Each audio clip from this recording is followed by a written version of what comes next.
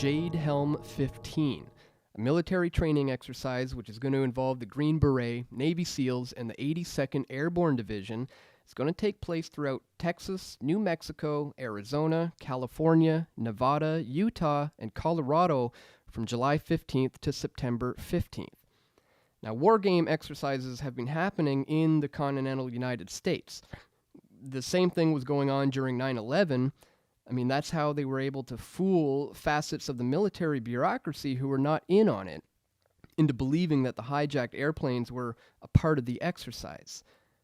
There is a part of the U.S. military-industrial complex that runs exercises that are based on realistic scenarios happening in the United States, like airliners being hijacked and used as a weapon, or a military exercise that pretends the U.S. was taken over by a Mexican-Russian insurgency.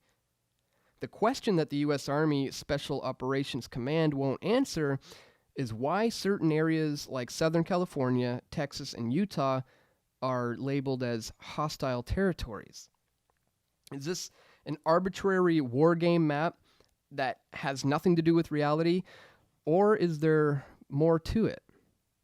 Perhaps there's a reason that this map is actually labeled the way that it is.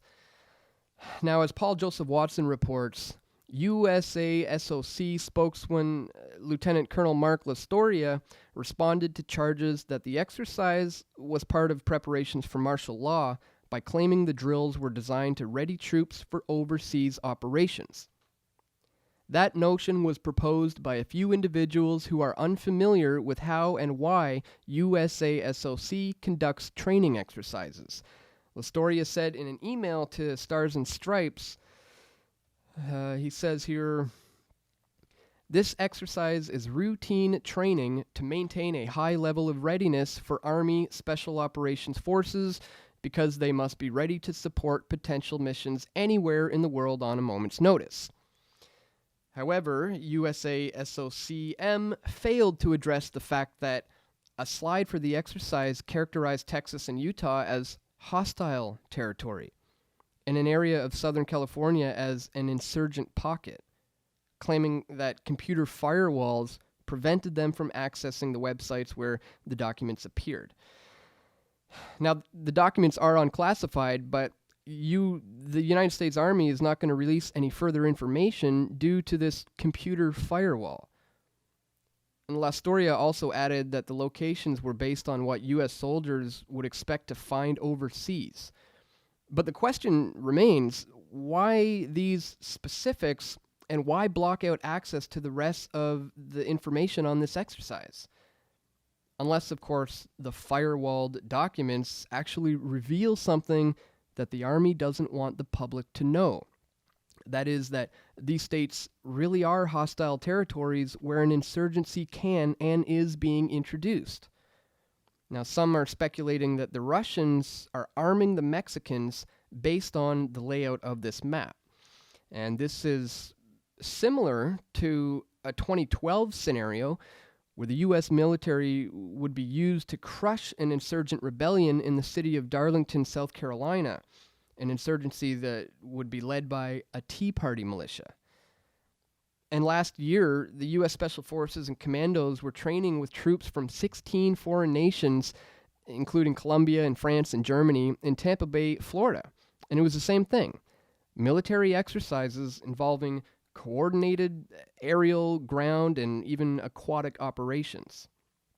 Now, these drills only serve to just blur the lines of national sovereignty, leading to the formation of a North American Union, as was mentioned by the former CIA head, General David Petraeus. Now, the U.S. military likes to think up these possible scenarios, and then they train their soldiers, usually working local cops, to act out what it would be like if a country or a city or even an entire state went under martial law due to an armed insurgency opposing Washington, D.C. Now, obviously, anybody who's following anything going on in the United States knows that this scenario is really not all that far-fetched. And as we have covered here before, a litmus test has already been proposed to U.S. soldiers asking if they'd be willing to shoot Americans if they were ordered to do so. So preparations for this have been in the works for quite some time now. Now let's take a look at some of the facts. In another previous video, I went through China's new Asia Infrastructure Investment Bank and how a bunch of countries are signing on to this new Far Eastern global order. Of course, the top tier of the pyramid are behind all of this, but that's neither here nor there. For the purposes of an armed insurgency in the United States and the probability of that happening, all we have to do really is take a look at what's happening to the dollar. Countries like Germany and France and Austria and Switzerland and Australia and the United Kingdom have joined this anti-dollar alliance. It used to be that nations would just print money, but this money was limited by gold reserves. But that didn't really work out for the bankers or politicians, so slowly throughout the 20th century, gold was regulated to a reserve, then to just nothing at all. I mean, I don't think there's any need to mention the story of FDR's gold confiscation back in the 1930s. I'm sure all of you are familiar with that. But by post-World War II, there was practically no gold standard at all. The US dollar was the world reserve currency backed by gold, but only if you were a central bank. I mean, you or I couldn't go redeem our paper tokens for actual commodities that fetch a price on the market due to their value and scarcity. No, we were just stuck with Fed notes. Hence, the global monetary system becoming nothing but a confidence game between countries and central banks. Now, that confidence failed in the early 1970s when France started to call America's bluff. Uncle Sam was spending too much on wars and empire, so when France demanded its gold back, Nixon effectively shut the gold window and he delinked the US dollar from anything real. And the US dollar was backed by the trustworthiness of the Federal Reserve and the US government. Or rather, it was backed by oil and military might.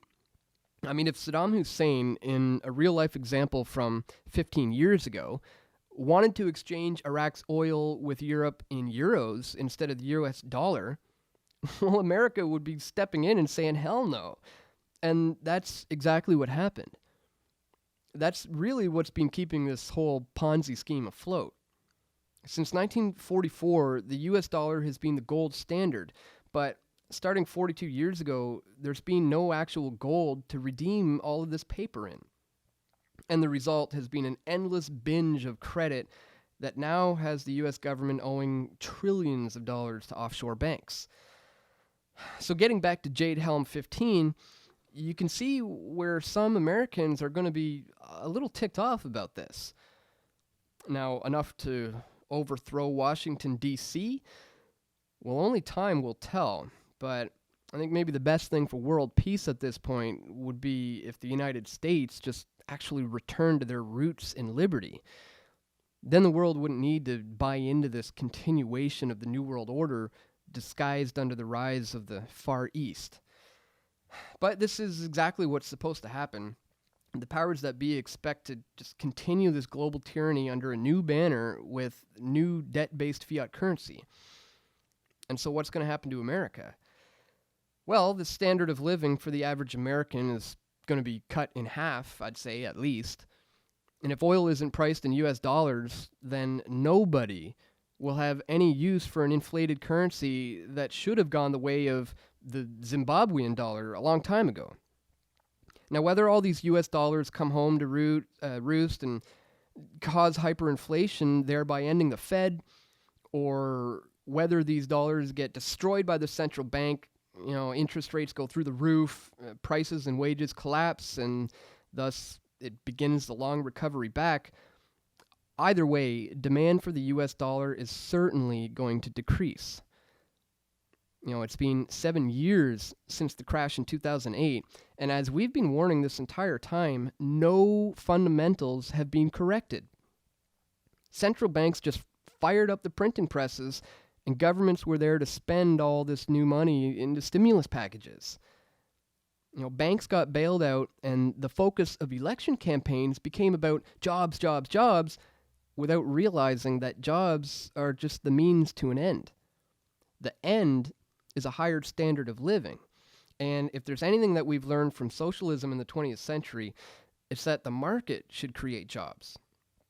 The state can't just tax and spend and create prosperity.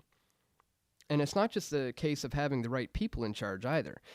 This is a fundamental aspect of the market, and the state just simply can't duplicate that. Only a free people in a free market can actually determine what has value. And this is accomplished by allowing people to exchange freely. It's not accomplished by voting for politicians to just loot the general population.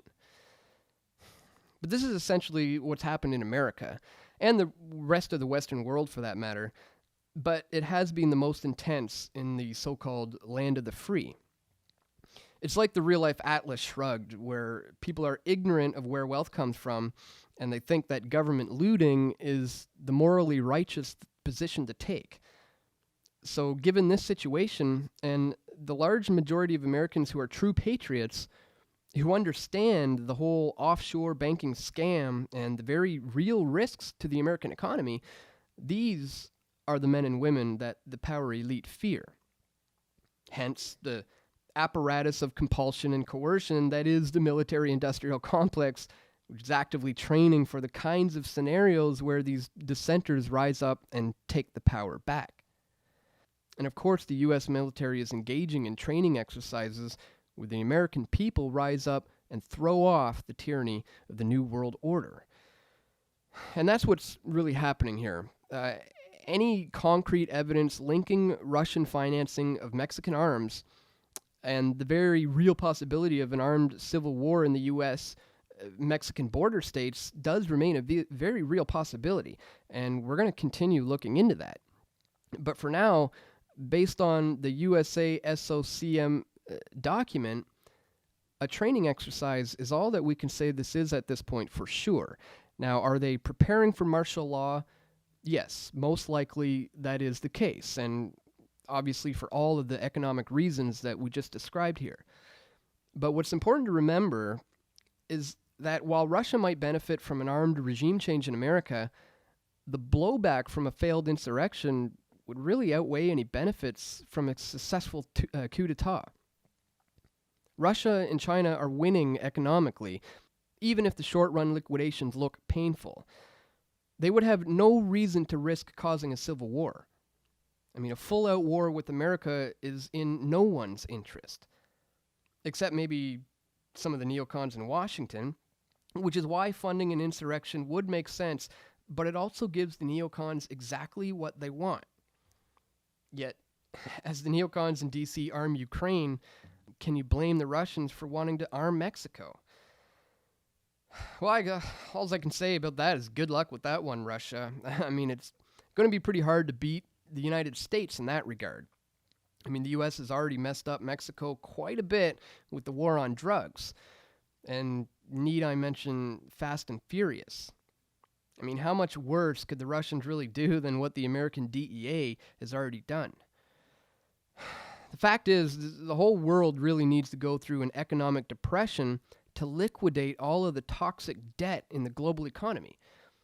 And once this is over, the new Asia order will likely replace the American system, since the top elites are all part of the same order.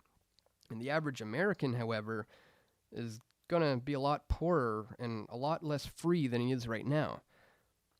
That is, unless, of course, we are successful in waking up the masses to this tyranny. And perhaps when push comes to shove, the U.S. military will just refuse to occupy the homeland. But at this point, we can only hope. So thanks for tuning in for today, folks. Please check the links in the description to where you can follow us on YouTube, Instagram, Facebook, and Twitter. And stay tuned, guys. We're going to have a lot more video reports coming very soon right here at pressfortruth.ca.